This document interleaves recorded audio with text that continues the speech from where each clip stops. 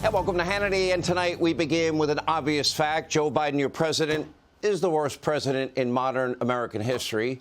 And at the ripe age of 80, he's also the oldest sitting president in American history. Now, needless to say, he is not exactly aging gracefully. We all know Joe is a cognitive wreck, and it's now obvious to everyone. Even the Democrats have to acknowledge it. The mob and the media slowly are acknowledging it.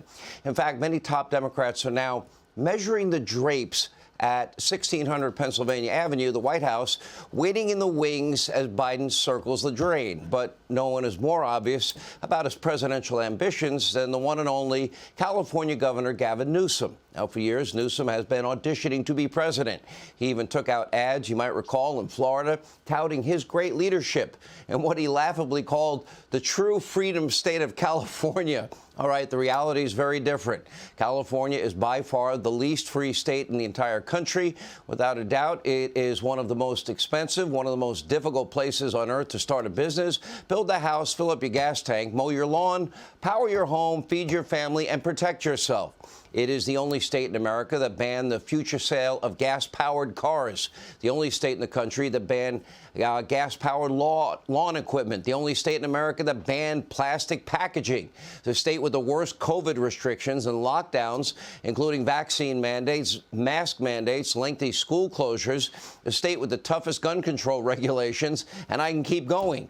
Newsom just called the Second Amendment a suicide pact, while apparently surrounded by armed guards, of course. We'll have more on that coming up. Now, naturally, California is also the highest tax state in the country. And yet this year, Newsom somehow faces a $24 billion budget deficit. This is just 1 year after Biden's blue state bailout gifted California with a whopping $100 billion budget surplus. Newsom spent it all, every penny, and then some, in less than a year, by the way. And now he's looking for cash. In fact, if passed, a proposed wealth tax will fine Californians for simply moving out of the state.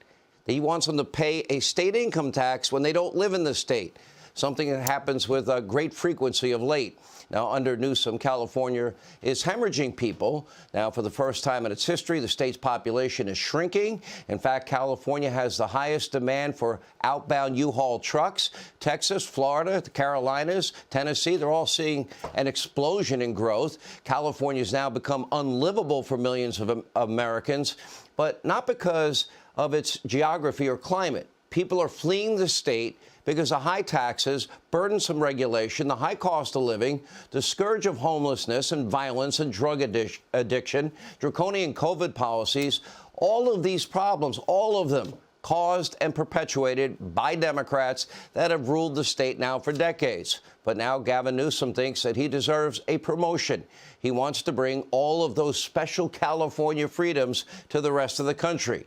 Now, Gavin Newsom is a con man. He's a liar. He doesn't know how to manage a budget. He doesn't know how to fix his state's housing crisis. He doesn't know how to lure business and development into the state. And obviously, he has no idea what the word freedom really means.